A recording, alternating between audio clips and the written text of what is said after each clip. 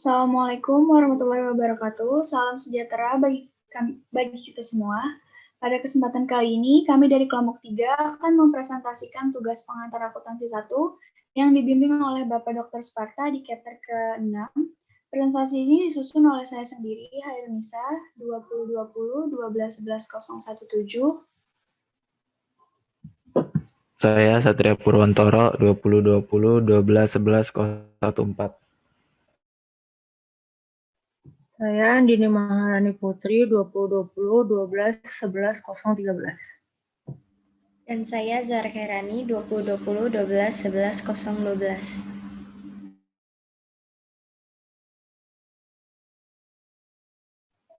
Pada chapter kali ini, kami membahas tentang inventories. Yang pertama ada mengklasifikasikan dan menentukan inventaris. Yang kedua ada metode inventaris dan pengaruh keuangan. Yang ketiga ada kesalahan inventaris. Yang keempat ada presentasi pernyataan dan analisis inventaris. Pembaca materi pertama saya berikan kepada Zahra Khairani. Ya, yang pertama itu ada mengklasifikasikan dan menentukan inventaris.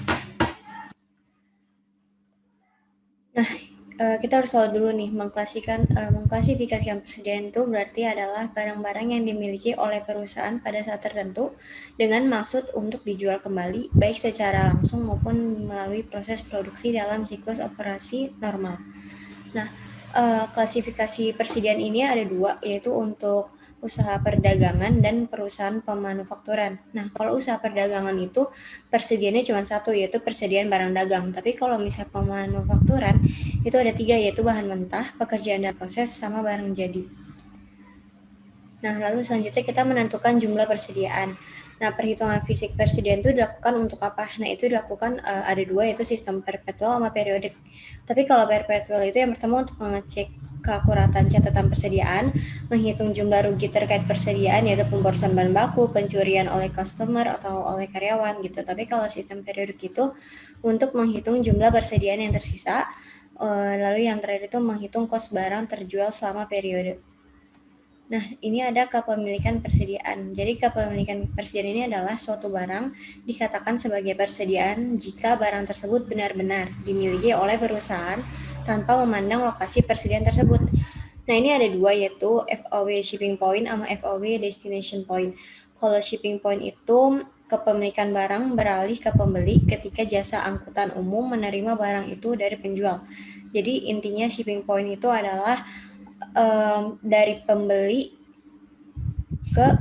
penjual ke pembeli. Intinya pembelinya yang menanggung biaya atas barang itu terjadi. Tapi kalau destination point itu kepemilikan barang tetap berada di pihak penjual hingga barang itu sampai ke pembeli. Yang intinya tuh penjualnya bertanggung jawab hingga barang itu sampai ke pembelinya. Lalu pencatatan persediaan itu ada dua, metode perpetual sama periode. Kalau perpetual itu persediaan dicatat dan dihitung secara detail, baik pada waktu dibeli maupun dijual. Harga pokok dari barang dagangan yang dijual ditentukan setiap kali penjualan terjadi, terus cocok untuk perusahaan yang memiliki frekuensi transaksi yang tidak terlalu tinggi, tetapi nilai transaksinya besar. Tapi kalau metode periodik, itu persediaannya dicatat dan dihitung hanya pada awal dan akhir periode akuntansi, itu tuh bisa setiap bulan atau tahun untuk menentukan harga pokok penjualannya. Tapi kalau metode periodik juga paling banyak dipakai oleh perusahaan yang frekuensi transaksinya tinggi. Lalu selanjutnya ada metode inventaris dan pengaruh keuangan yang akan dijelaskan oleh Andini.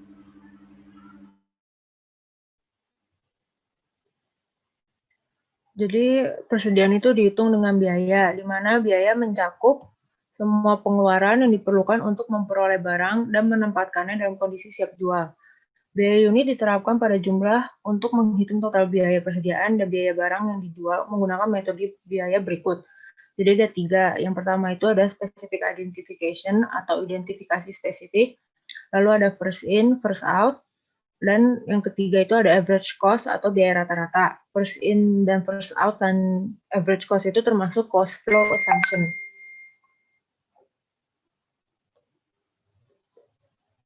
Untuk biaya persediaan, contohnya sebagai berikut. Graphics TV Company membeli 3 TV identik 50 inci pada tanggal yang berbeda dengan biaya 70 700, 750, dan 800. Selama tahun ini, Griffiths menjual dua set masing-masing 1.200. Fakta-fakta ini dirangkum di bawah ini. Biaya barang yang dijual akan berbeda, tergantung pada dua TV mana yang dijual oleh Griffiths. Untuk specific identification, Griffiths dapat secara positif mengidentifikasi unit tertentu mana yang dijualnya dan yang masih dalam persediaan akhir. Maka ia dapat menggunakan identifikasi spesifik biaya persediaan. Contoh, jika Griffiths menjual TV yang dibelinya pada 3 Februari dan 22 Mei, maka biaya barang yang dijual adalah 1.500, yaitu 700 ditambah 800, dan persediaan akhir adalah 750.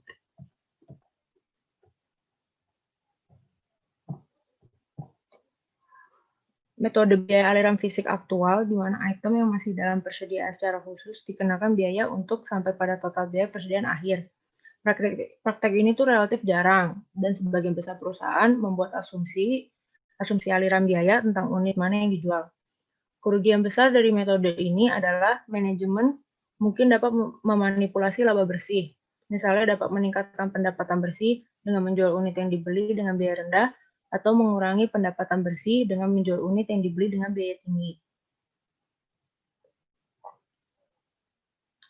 Asumsi aliran biaya. Ada dua metode aliran biaya yang diasumsikan, yaitu ada FIFO, first in, first out, lalu ada average cost atau biaya rata-rata. Arus biaya tidak perlu konsisten dengan pergerakan fisik barang. Asumsi aliran data untuk kondenser astrolin elektronik itu ada di situ, dan rumusnya itu adalah inventaris awal ditambah pembelian, lalu dikurangi inventaris akhir, maka kita akan mendapatkan biaya barang yang dijual. First in, first out, atau FIFO. Biaya barang paling awal yang dibeli adalah yang pertama diakui dalam menentukan biaya barang yang dijual. Seringkali sejajar dengan aliran fisik aktual barang dagangan. Perusahaan mendapatkan biaya persediaan akhir dengan mengambil biaya unit pembelian terbaru dan bekerja mundur sampai semua unit persediaan telah dikenakan biaya. Cara menghitung itu begitu. Jadi untuk biaya barang yang tersedia untuk dijual itu totalnya 12.000.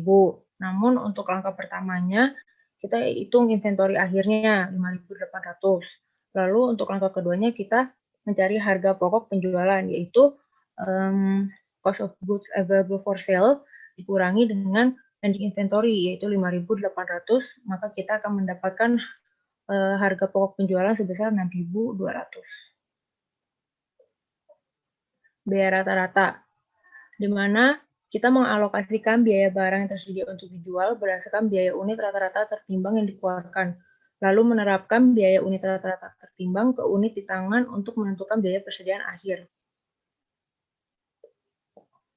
Bedanya biaya rata-rata dengan FIFO itu ada di langkah pertama, yaitu untuk perhitungan inventory akhir, di mana di sini inventory akhir itu 5.400, maka untuk langkah keduanya maka jumlahnya juga akan berbeda karena inventory akhirnya juga berbeda sehingga jadinya 6.600.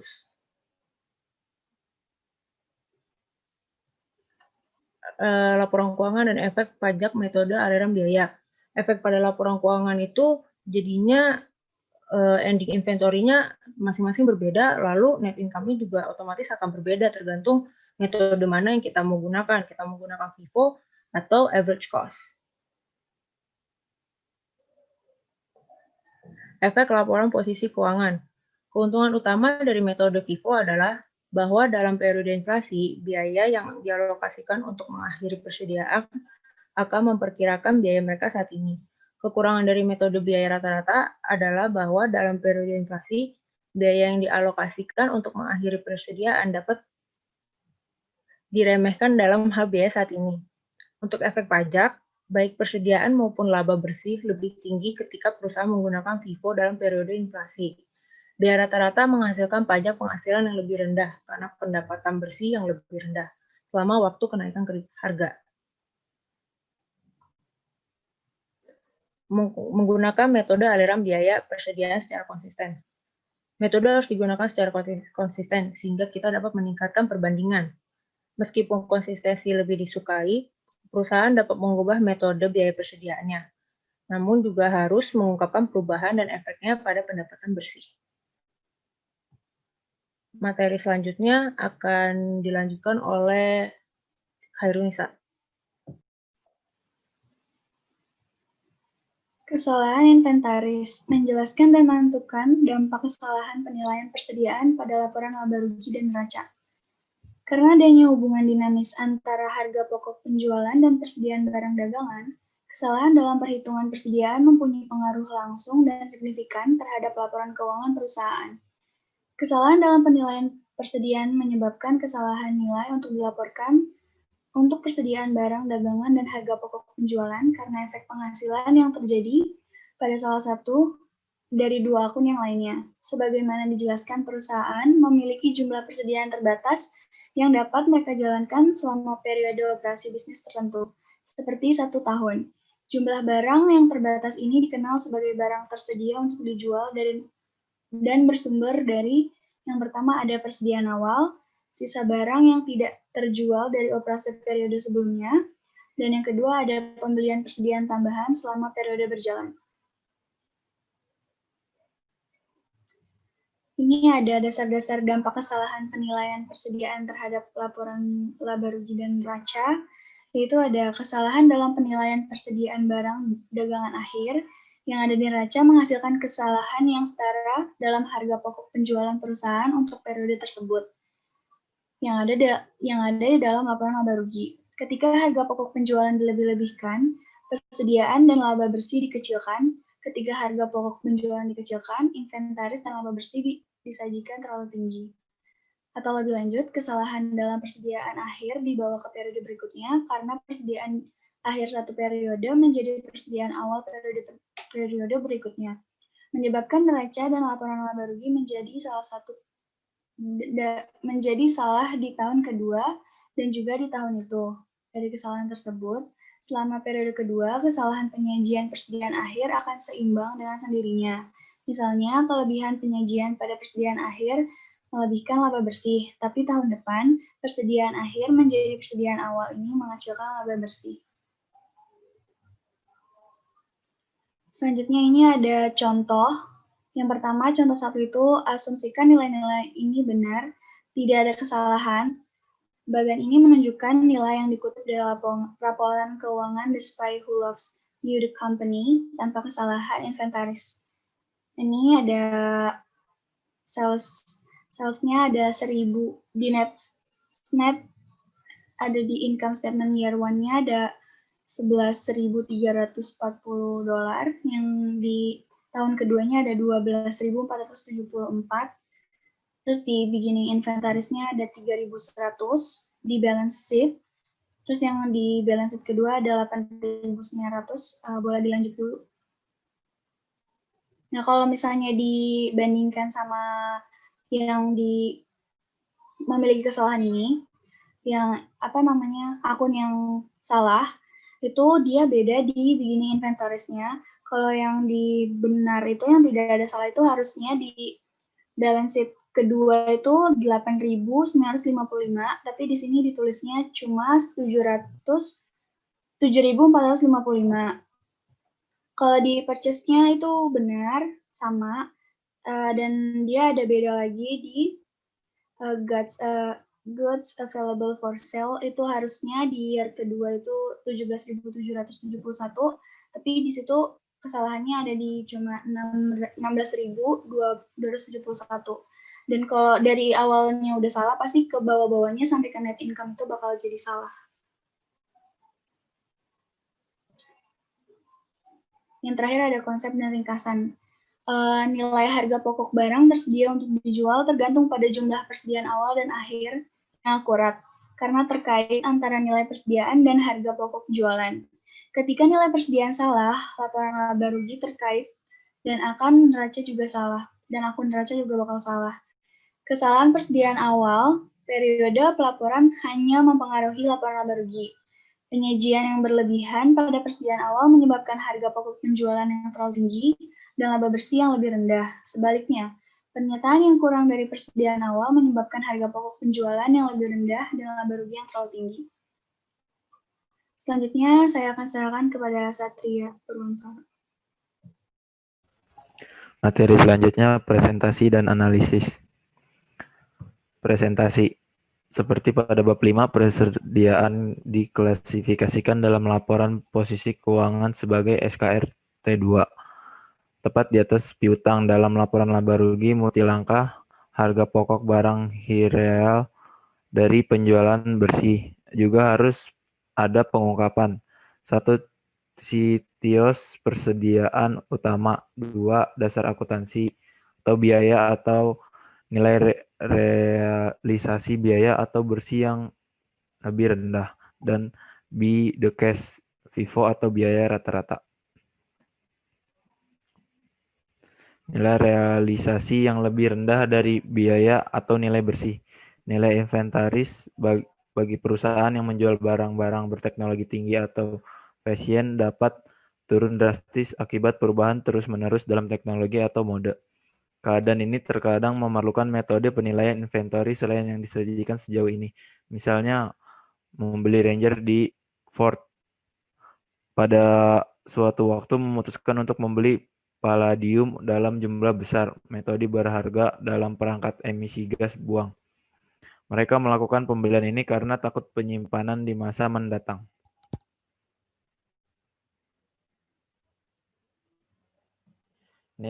Nilai realisasi yang lebih rendah dari biaya atau nilai bersih. Kekurangan tidak terjadi dan pada akhir tahun harga palladium anjlok. Persediaan Ford kemudian bernilai $1 miliar lebih rendah dari dari biaya aslinya. Apakah persediaan Ford seharusnya dinyatakan sebesar harga perolehan sesuai dengan prinsip biaya historis atau pada nilai realisasi bersih yang lebih rendah?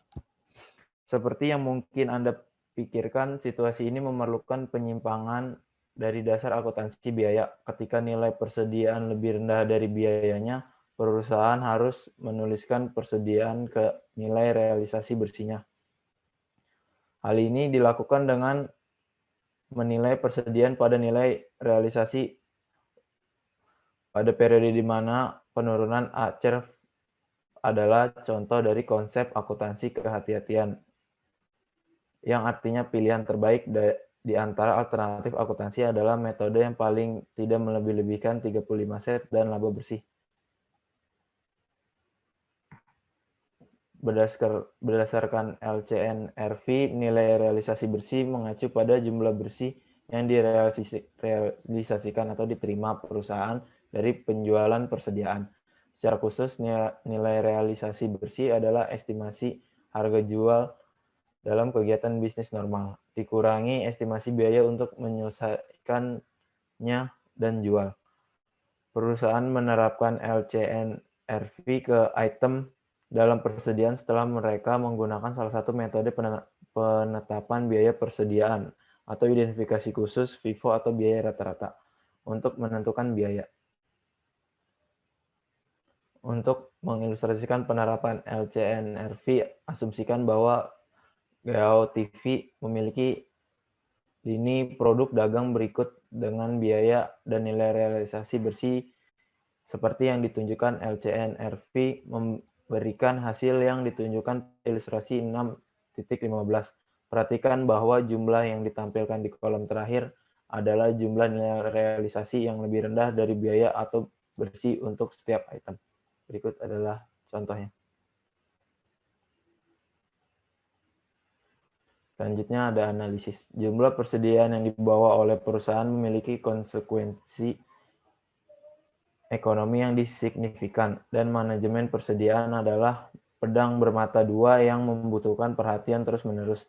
Di satu sebaliknya, manajemen ingin memiliki variasi dan kuantitas yang besar yang tersedia sehingga pelanggan memilikinya banyak pilihan dan barang selalu tersedia. Risiko. Yang pertama, kebijakan seperti itu dapat menimbulkan biaya penyimpanan yang tinggi, misalnya investasi, penyimpanan, asuransi, keusangan, dan kerusakan. Yang kedua, tingkat persediaan yang rendah menyebabkan kehabisan stok dan penjualan yang hilang. Rasio umum yang digunakan untuk mengelola dan mengevaluasi tingkat persediaan adalah peraturan persediaan dan ukuran terkait hari dalam persediaan. Perputaran persediaan mengukur berapa kali rata-rata persediaan terjual selama periode tersebut. Tujuan analisis. Tujuannya untuk mengukur likuiditas persediaan. Perputaran persediaan dihitung dengan membagi harga pokok penjualan dengan persediaan rata-rata selama periode tersebut, kecuali jika faktor musiman signifikan. Inventaris rata-rata dapat dihitung dari awal dan mengkode saldo inventaris. Sebagai contoh, Split Holdings atau HKG melaporkan dalam keuangan tahunan terakhir persediaan awal sebesar 3.209 juta, persediaan akhir sebesar 3.254 juta, dan harga pokok penjualan untuk tahun yang berakhir sebesar 12.071 juta. Ilustrasi 6.16 menunjukkan perputaran persediaan rumus dan perhitungan untuk Split Holdings. Berikut adalah rumusnya. Penjelasan. Varian dalam perputaran persediaan adalah hari dalam persediaan. Ini mengukur jumlah rata-rata hari persediaan disimpan. Ini dihitung sebagai 365 dibagi dengan perputaran persediaan. Misalnya, perputaran persediaan Split Holdings sebanyak 3,7 kali dibagi menjadi 365 adalah sekitar 99 hari. Ini adalah perkiraan waktu yang dibutuhkan perusahaan untuk menjual inventaris begitu tiba di toko. Ada tingkat persediaan yang khas di setiap industri. Perusahaan yang mampu menyimpan inventaris mereka pada tingkat yang lebih rendah dan perputaran yang lebih tinggi dan masih memenuhi kebutuhan pelanggan adalah yang paling sukses.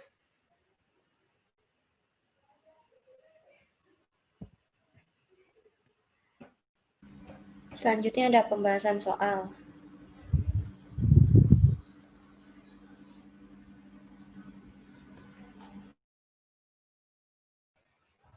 Soal E5.4 pada Juni tanggal 10 York Gift membeli 7.600 merchandise dari Bianchi Design FOB Shipping Point dengan syarat 2/10 atau N/30. York membayar biaya angkut sebesar 400 pada Juni tanggal 11. Barang rusak seharga 300 dikembalikan ke Bianchi untuk dikreditkan pada 12 Juni. Nilai wajar dari barang-barang ini adalah 70. Pada Juni tanggal 19, York membayar Bianchi secara penuh, dikurangi diskon pembelian. Kedua, perusahaan menggunakan sistem inventory perpetualan. Instruksinya, siapkan entry terpisah untuk setiap transaksi pada buku-buku York. Yang kedua, siapkan entry terpisah untuk setiap transaksi untuk Bianchi merchandise yang dibeli oleh York pada Juni tanggal 10 memiliki biaya 4.300.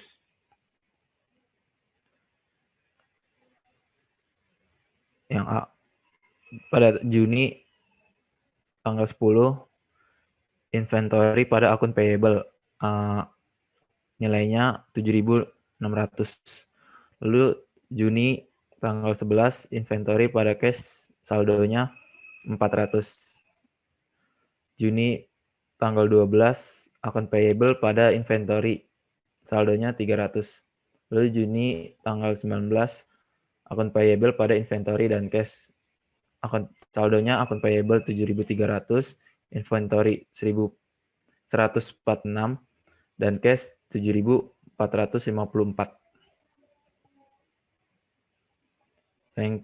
Lalu yang B, buku Bianchi pada Juni tanggal 10 akun receivable pada sales revenue saldonya 7.600. Lalu yang masih tanggal yang sama, cost of goods sold pada inventory saldonya 5.000. Lalu tanggal 12 bulan Juni, sales return and allow pada akun receivable saldonya 300. Lalu inventory masih tanggal yang sama, inventory pada cost of goods sold saldonya 150. Tanggal 19 bulan Juni, cash dan sales diskon pada akun receivable. Saldo cash 7.546. Sales diskonnya saldonya 154 dan akun receivable-nya saldonya 7.700. Selanjutnya, latihan E5.10 dalam laporan keuangan untuk akhir tahun Desember tanggal 31 2020. Mancini Films melaporkan beberapa data tersebut.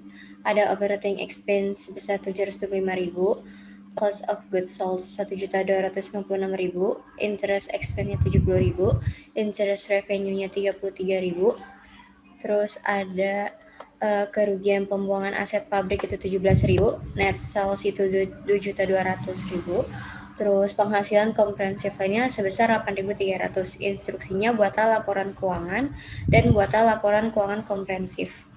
Untuk laporan keuangannya yang pertama itu ada net sales-nya dimasukin sebesar 2.200.000, lalu dikurangi oleh cost of goods sold-nya, didapatlah gross profit sebesar 2.200.000 dikurangi 1.256 sebesar 944.000. Lalu ada operating expense-nya yaitu 725.000, dapatlah income from operation-nya sebesar 219.000. Dan di sini kita memasukkan other income and expense. Yang pertama ada interest revenue sebesar 33.000 dikurangi oleh kerugian pembuangan aset pabrik sebesar 17.000, dapatlah 16.000. Lalu kita menambahi interest expense-nya itu 70.000. Nah, dari 219.000 yang income from operation itu ditambah 16.000, lalu dikurang interest expense sebesar 70.000, dapatlah net income-nya 165.000. Lalu kita membuat komprehensifnya. Yang pertama kita memasukkan net income awal. Net income-nya pertamanya 165.000, lalu ditambah pendapatan komprehensif lainnya sebesar 8.300, didapatkan pendapatan komprehensifnya sebesar 173.000.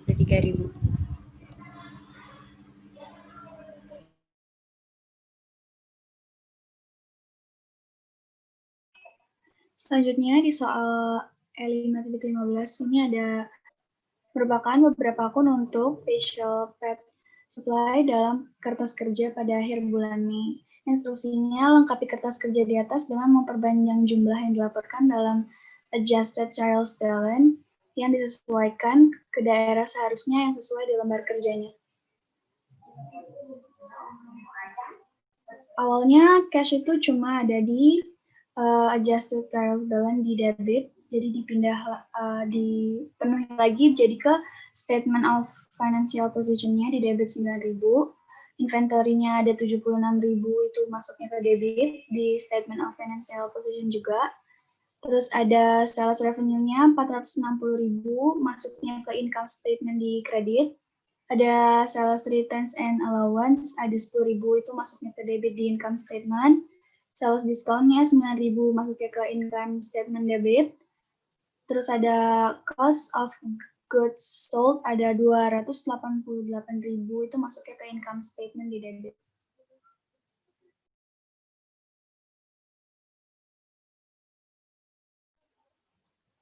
Untuk soal P5.3, Stars Department Store terletak di dekat Town Shopping Hall pada akhir tahun sesuai dengan kalender perusahaan yaitu 31 Desember 2020. Di bawah ini merupakan dua data akuntansi, yaitu ada data sebelum penyesuaian dan setelah penyesuaian. Instruksinya, buatlah income statement, retained earning statement, dan classified statement of financial position. 16.000 mortgage payable harus dibayar tahun depan. B. Jurnalkan adjusting entries. C. Jurnalkan closing entries. Untuk A, untuk yang income statement-nya itu, sales revenue-nya, sales itu terdiri dari sales revenue 724.000, yang lalu dikurangkan dengan sales return allowance sebesar 8.000, jika dikurangkan maka akan mendapatkan net sales sebesar 716.000, lalu akan dikurangkan dengan cost of goods sold sebesar 412.700, maka kita akan mendapatkan gross profit sebesar 303.300. Lalu ada operating expense yang terdiri dari insurance, property tax, utilities, salaries and wage, salaries commission, depreciation, maka jika ditotalkan operating expense itu ada sebesar 167.000. Lalu dikurangi dengan gross profit, maka akan mendapatkan income from operation-nya 136.300. Lalu untuk other income and expense, kita memiliki interest revenue sebesar 4.000, lalu dikurangi dengan interest expense sebesar 8.100. Maka dari itu, 136.300 dikurangi dengan 4.100, kita akan mendapatkan net income 132.200. Untuk yang retain earnings-nya, RE awalnya itu 64.600, lalu akan ditambah dengan net income sebesar 132.200, lalu dikurangi dengan dividen sebesar 24.000. Maka RE akhirnya pada tanggal Desember 31 adalah sebesar 172.800. Statement of financial position-nya, aset itu terdiri dari property, plant, and equipment. Equipment-nya itu 110.000 dikurangi dengan ACC depreciation equipment sebesar 42.700, maka kita akan mendapatkan 67.300. Lalu untuk buildings-nya 290.000 dikurangi dengan ACC depreciation building sebesar 52.500, maka jika dikurangi kita akan mendapatkan 237.500. Lalu jika dijumlahkan kita akan mendapatkan 304.800.